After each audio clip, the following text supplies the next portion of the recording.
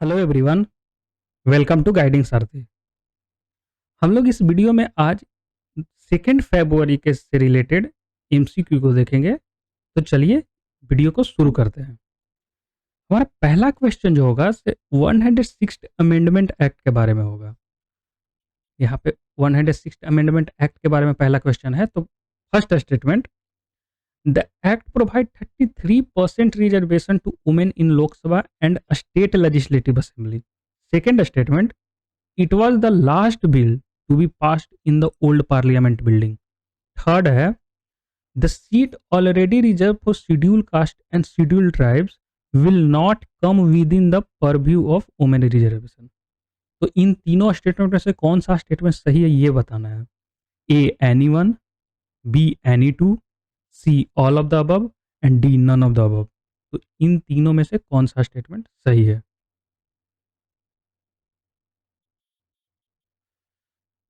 यहाँ पे option A any one, क्योंकि केवल फर्स्ट स्टेटमेंट ही सही है। अगर सेकंड स्टेटमेंट को देखें तो यहाँ पे है the last bill to be passed in old parliament building, जो कि गलत है क्योंकि ये फर्स्ट बिल था न्यू पार्लियामेंट बिल्डिंग का। ये पहला बिल था न्यू पार्लियामेंट बिल्डिंग में पास हुआ था। और ये जो थर्ड स्टेटमेंट है, seat already reserve for schedule caste and schedule tribe will not, तो ये नॉट नहीं होगा, will come with in the purview of women reservation. तो ये थर्ड स्टेटमेंट भी इसलिए गलती हो गया। चलिए और इसके बारे में देख लेते हैं, इस बिल के बारे में। इस बिल को पास होने के बाद ये कुछ आर्टिकल हैं जो कॉन्स्टिट्यूशन में इंडक्ट हो गए, इंसर्ट किए गए।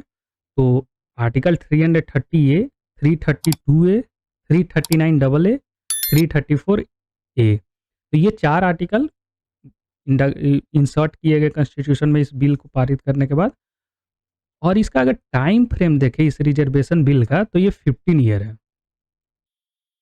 ये 15 साल तक वोमेन को रिजर्वेशन देगा, लेकिन ये बाद में एक्सटेंड किया जा सकता है, तो इट कैन बी एक्सटेंडेड। तो ये कुछ इंपॉर्टेंट फैक्ट्स हैं। अब इसके फेवर और अगेंस्ट में देख लेते हैं। इस बिल के जो फेवर में है उनका तर्क है कि ये बिल जो है से जेंडर इनइक्वालिटी जो है उसको कम करेगा। और दूसरा तर्क जो है सो ये, जब हम बिल कोई भी पार्लियामेंट में नया कानून बनाएंगे तो वुमेन का भी पर्सपेक्टिव जानने को मिलेगा, उनका पार्टिसिपेशन बढ़ेगा। तब थर्ड जो है सो थर्ड है कि डिस्क्रिमिनेशन जो होता है वुमेन के प्रति पॉलिटिक्स में और पब्लिक लाइफ में, उसको ये कम करेगा, एलिमिनेट करेगा डिस्क्रिमिनेशन अगेंस्ट वुमेन। तो ये कुछ इंपॉर्टेंट है फेवर में।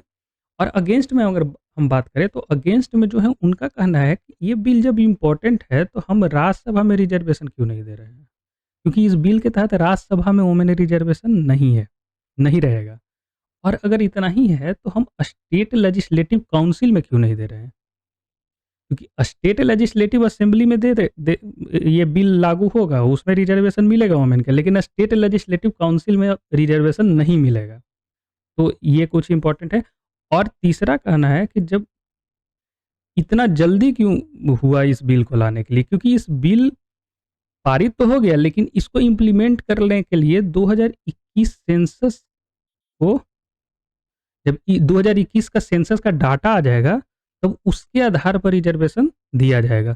तो अभी आपको पता होगा कि इंडिया में हर 10 साल पर सेंसस होता है, पॉपुलेशन काउंट होता है। तो अभी 2021 में कोरोना के चलते नहीं हुआ था और अभी भी इसका प्रोसेस चल रहा है, अभी तक डाटा नहीं आया है। तो जब अभी ये डाटा आया ही नहीं है तो ये बिल को पास करने के लिए इतना जल्दी क्या है। तो ये कुछ इंपॉर्टेंट पॉइंट है जो इस बिल के बारे में है। तो अब चलते हैं अगले क्वेश्चन पे।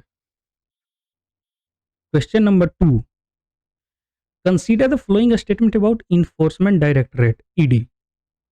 ईडी हमेशा न्यूज में रहता है। अभी 2 दिन पहले ही झारखंड के सीएम हेमंत सोरेन को अरेस्ट किया है, तो इसलिए भी न्यूज में है। तो देख लेते हैं। पहला स्टेटमेंट है, enforcement directorate is a part of department of revenue, ministry of finance. ये डिपार्टमेंट ऑफ रेवेन्यू के अंडर में आता है, मिनिस्ट्री ऑफ फाइनेंस के अंडर में। ED is a law enforcement agency of the government of India that is responsible for enforcing economic law and fighting economic crime. Third statement है, इसका head quarter जो है सो मुंबई में है। इन तीनों स्टेटमेंट में कौन सा स्टेटमेंट सही है? पहला ओनली वन, दूसरा only one and two, C only two and three, D all of the above.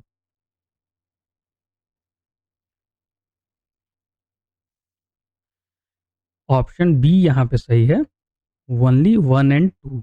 पहला स्टेटमेंट सही है, दूसरा स्टेटमेंट सही है, तीसरा गलत है क्योंकि हेड क्वार्टर मुंबई में नहीं दिल्ली में है। इन्फोर्समेंट डायरेक्टरेट का हेड क्वार्टर दिल्ली में है। अब चलिए ईडी के बारे में और देख लेते हैं।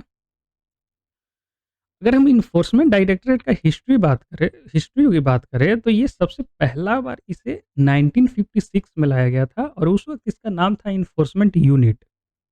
उस वक्त इसका इन्फोर्समेंट यूनिट था और इसको लाया गया था टू हैंडल वायलेशन, कंट्रोल करने के लिए वायलेशन हो रहा था जो फॉरेन एक्सचेंज रेगुलेशन एक्ट फेरा के तहत 1947, जो इस एक्ट का जो वायलेशन हो रहा था उसको कंट्रोल करने के लिए इन्फोर्समेंट यूनिट को बनाया गया था।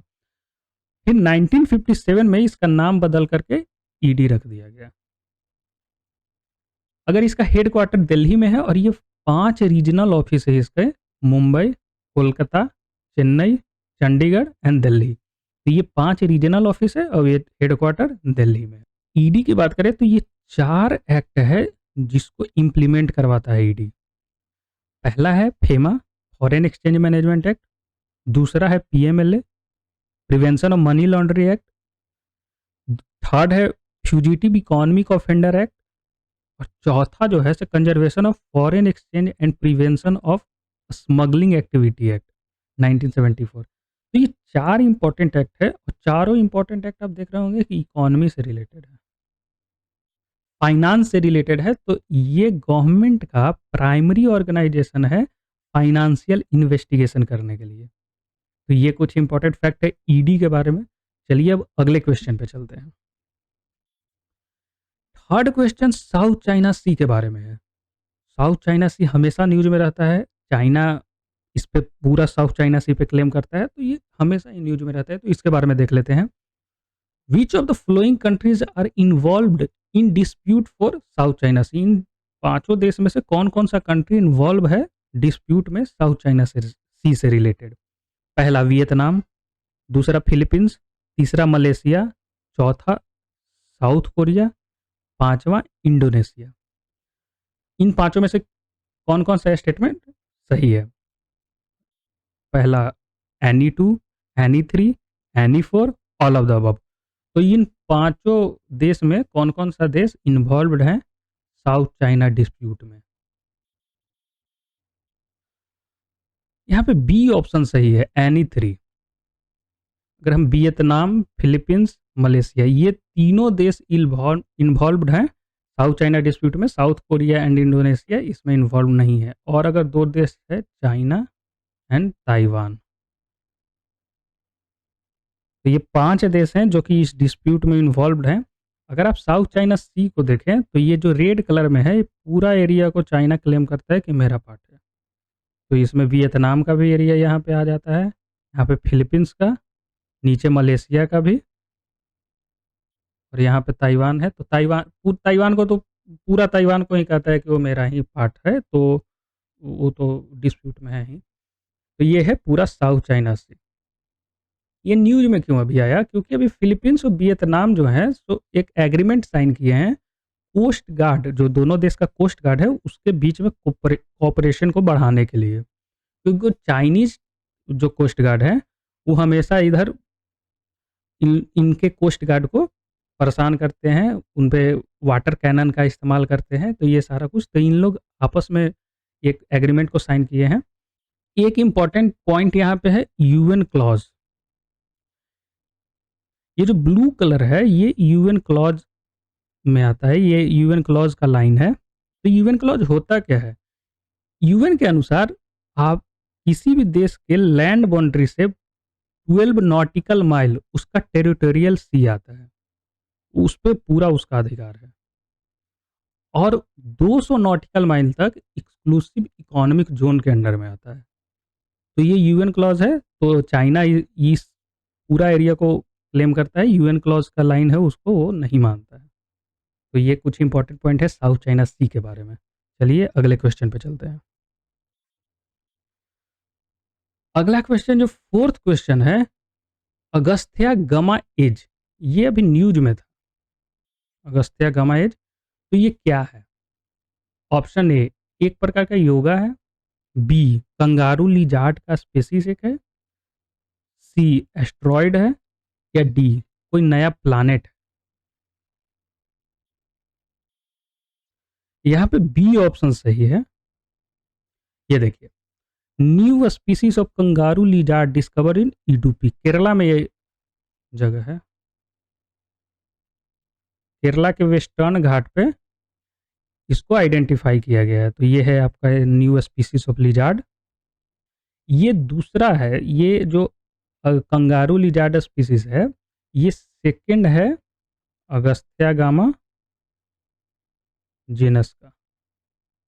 ये अगस्त्या गामा जो जेनस है, इसका ये सेकंड स्पीसीज है। पहला स्पीसीज जो है ये अगस्त्या गामा बेडोमी, बेडो, ये पहला जो स्पीसीज है ये तमिलनाडु में पाया गया था। इसका नाम था अगस्त्या गामा बेडोमी। और अभी kangaroo lizard species second genus है अगस्त्या गामा जेनस का। हमारा फिफ्थ क्वेश्चन है सी बोट के बारे में। ये सी बोट भी न्यूज में था, तो इसके बारे में बताना है कि ये क्या है। ऑप्शन ए है, ये एक अंडर वाटर व्हीकल है। बी, एक प्रकार का वायरस है, मालवेयर है। सी, एक मोबाइल एप्लीकेशन है। और डी, इन तीनों में से कोई नहीं। यहाँ पे ऑप्शन ए सही है, अंडर वाटर व्हीकल। ये एक प्रकार का रोबोट है जो हमारा कोरल रीफ के बारे में, कोरल रीफ का जो ब्लीचिंग हो रहा है उसके बारे में जानेगा सी के अंडर जाकर। तो इसलिए न्यूज में है। इसके बारे में देख लेते हैं।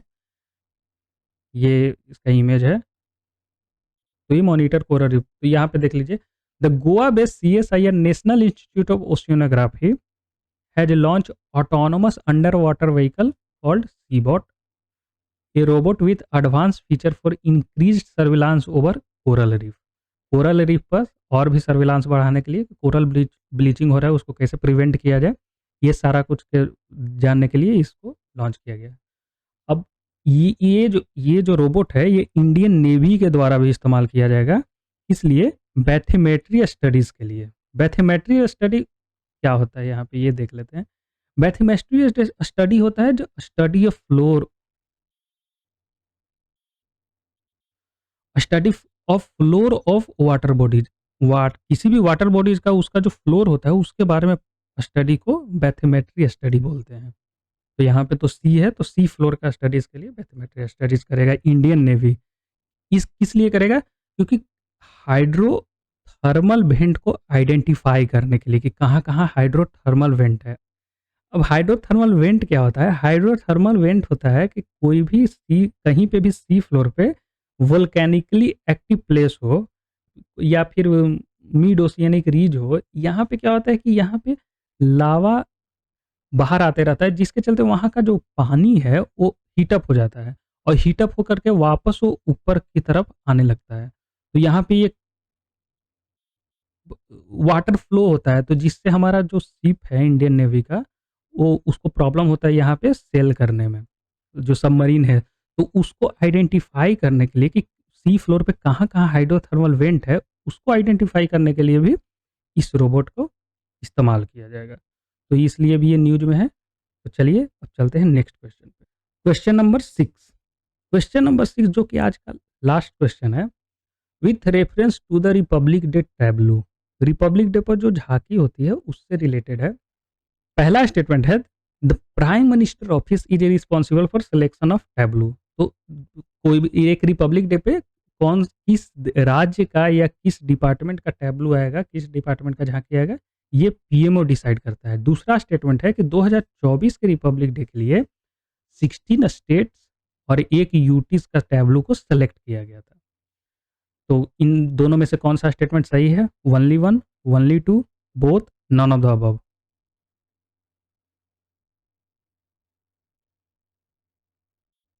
यहाँ पे बी, ओनली 2। यहाँ पे 16 राज्य और 1 यूटी लद्दाख, इनका ही टैब्लू को सिलेक्ट किया गया था। ये पीएमओ नहीं डिसाइड करते हैं, defence ministry of defence, MoD, ministry of defence. और कोई कल्चरल हो तो कल्चर मिनिस्ट्री के साथ कोलैब कोलैब करके इसको डिसाइड करते हैं कि कौन सा टैब्लू इस बार पार्टिसिपेट करेगा। ये न्यूज़ भी इसलिए है क्योंकि जो अपोजिशन पार्टी से रूल्ड स्टेट हैं, जैसे आम आदमी पार्टी रूल करती है दिल्ली में, पंजाब में और वेस्ट बंगाल में ममता दीदी है। तो ये तीनों राज्य का टैब्लू को रिजेक्ट कर दिया गया था। तो ये लोग बोल रहे थे कि इसका सिलेक्शन प्रोसेस में फ्लॉ है और जो गवर्नमेंट है यहाँ पे पॉलिटिक्स कर रही है। तो इसलिए न्यूज़ में आ गया। तो इसका अगर हम सिलेक्टिंग प्रोसेस को देखें तो अभी सिलेक्ट कैसे किया जाता है। कुछ महीने पहले रिपब्लिक डे के मिनिस्ट्री ऑफ डिफेंस जो है सो सारे राज्य को इनवाइट करता है कि आप टैब्लू का डिजाइन भेजिए मिनिस्ट्री ऑफ डिफेंस को।